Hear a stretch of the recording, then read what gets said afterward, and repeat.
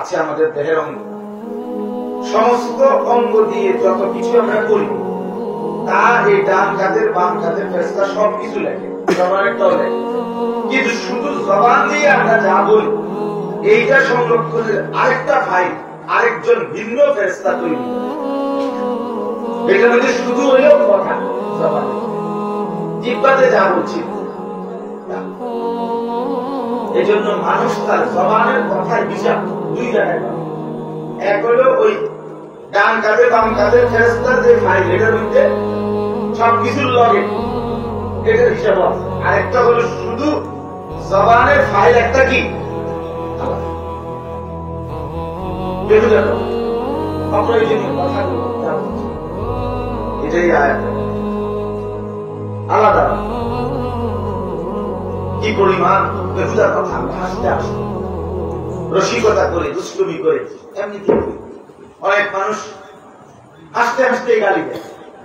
এটা মানে এ ফুর্তি করে গালি দিলে কিরে ভাই গালি দিলে দিলাম আরে দিলাম আরে মাফি সাগর দিলাম আর কি দিতে পারে, মানে এটা তার সাথে তামাশা, সেটা তারও মজা পায়। আরেকজনকে গাইলে সে আরো কি পায়, তৃপ্তি। কতটা বেহায়া, কতটা বেশরম চিন্তা করে দেখে। নবী সাল্লাল্লাহু আলাইহি ওয়াসাল্লাম বলেন, সিবাবুল মুসলিমে ফুসুকুন, কোন মুসলমানকে গালি দেওয়া এটা ফাসিকি, প্রকাশ্য কবিরা দোষ। নবী সাল্লাল্লাহু আলাইহি ওয়াসাল্লাম বলেন, আল মুসলিমু মান সালিমাল মুসলিমুনা মিন লিসানিহি ওয়া ইয়াদিহি, প্রকৃত মুসলমান তো সে যে অন্য মুসলমানকে নিজের জবান থেকে এবং হাত থেকে নিরাপদ রাখে। তার মানে জবান দিয়ে কথা কষ্ট দেয়। আমরা ছাত্র জীবনে মাদ্রাসায় থাকাকালীন বারবার এটা করছি যে জারাহাতুস সিনান লাহাল কিয়াম ওয়ালা ইয়ালতামু মা জারাহাল লিসান, অস্ত্রের আঘাত, তরবারির আঘাত, এটা দিয়ে যদি কেউ আঘাত পায় করে সেটা ঘা মুছে যায়, সেটা শুকাইয়া যায়। জবানের দ্বারা কাউকে যদি কেউ কষ্ট দেয় এই কথার ঘা শুকায়। অস্ত্রের ঘাও কি, কথার ঘাও শুকায়। এই জন্য কথাটার প্রসঙ্গ থেকে একটু বললাম বাড়াই, সবার জন্যই এটা উচিত।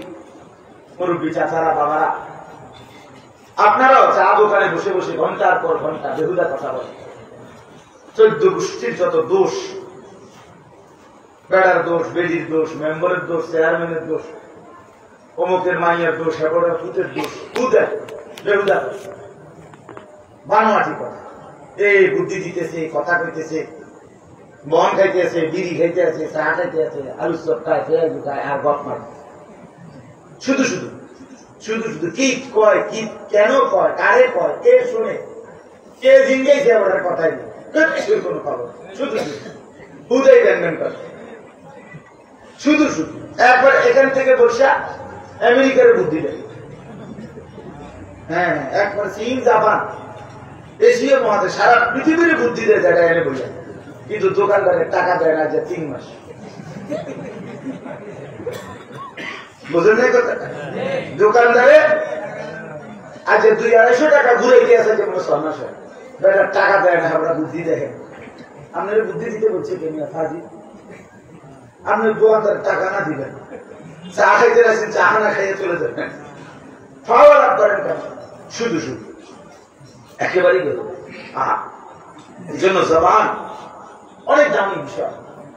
এই জবানের দ্বারা কালেমা উচ্চারণ করলে সে 7 আসমান জমিনের চাইতে প্রশস্ত জান্নাতের মালিক হয়ে যায়। আবার এই জবানের দ্বারা একটি কুফরি শব্দ উচ্চারণ করলে সেটি অস্থায়ী জাহান্নামে হয়ে যায়। এই জবানের কবুল এক শব্দ বললে এক নারী চিরদিনের জন্য আপন হয়ে যায়। এই জবানে তালাক বললে এক নারী চিরজীবনের জন্য বিচ্ছিন্ন। জবান বড় সাংঘাতিক। এক শব্দের এদিক সেদিকে অনেক কিছু এলোমেলো, অনেক কিছু হয়েও যায়, গড়েও যায়। এজন্য জবানের নিয়ন্ত্রণ অনেক দামি বিষয়, অনেক দামি বিষয়। রাসূলুল্লাহ সাল্লাল্লাহু আলাইহি ওয়াসাল্লাম একজন সাহাবীকে একবার লম্বা বয়ান করছেন, নসিহত করছেন, অনেক কিছু ওনাকে বলছেন নবীজি।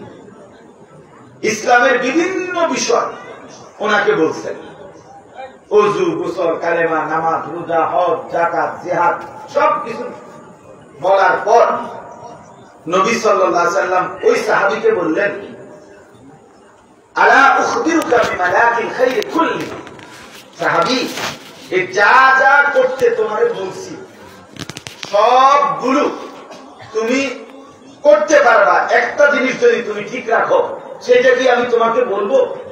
ওই সাহাবীকে জিজ্ঞেস করছেন যে একটা জিনিস আছে, এটা যদি তুমি ঠিক করো তাইলে তুমি তোমার পুরো ইসলাম মানা তোমার পক্ষে সহজ, এটা কইতাম তোমার।